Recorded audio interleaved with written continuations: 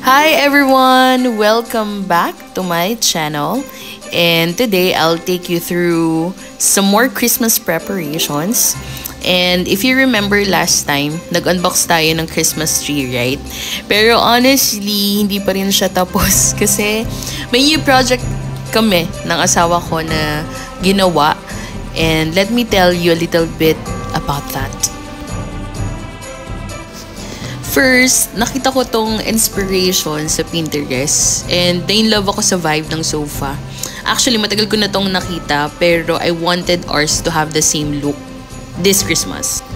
Nagkataon, pareho kaming available ng asawa ko kaya we decided na bumili ng pintura for this day. And then, sakto din, ang hinahanap kasi namin is almost the same color ng handle nung nakikita niyo dyan sa picture dun sa may taas. Hinanapan talaga namin siya and thank God nakita namin siya sa Nippon. Hindi man parehong-pareho pero almost the same siya.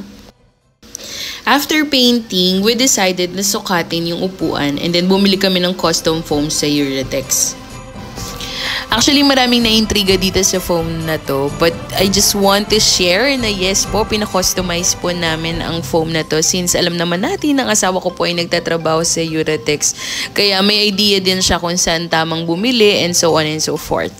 But ang ginawa lang po namin is binigay namin yung suka tapos naghintay lang po kami ng 1 week. After 1 week ng paghihintay, finally, nakatanggap ako ng text message na pwede na nga daw for pick up. And also, bumili din kami ng pillow. It's like 150 pesos each sa Eurotex. Ayan! So, kitang-kita nyo naman, sukat na sukat yung foam. Kasi pag-uwi pa lang namin, yan na agad yung inatupag ng asawa ko kasi gusto niyang malaman kung tama ba yung sukat niya dun sa nabili naming custom foam. At dahil meron akong sewing machine, dahil nga gumagawa rin ako ng scrunchies, binigay siya ng mom-in-law ko. Thank God. Thank you. So, perfect for this project. So, ang ginawa ko is bumili na lang ako ng fabric for the sofa and then fabric for the curtain.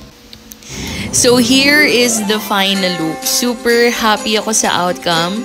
And yung color na napili ko, sobrang sarap niya sa mata. Hindi siya masyadong light gray, hindi rin siya super dark gray. So, medium lang siya. So happy. Ang masasabi ko lang, sobrang ganda niya, pero ang kortina lang talaga yung ambag ko dyan kasi ako yung nagtahi at dahil iyon yung mas madaling tahiin. Sobrang happy ko kasi ang laki din ng natipid namin dito ha. Mahal yung tela kasi gusto namin syempre yung magandang klase ng tela. And then mahal din yung fabric ng curtain kasi it's blackout. And then for sure yung labor mahal din, 'di ba? But yes, thank God, thank you Lord kasi laki ng tipid namin dito and Merry Christmas guys.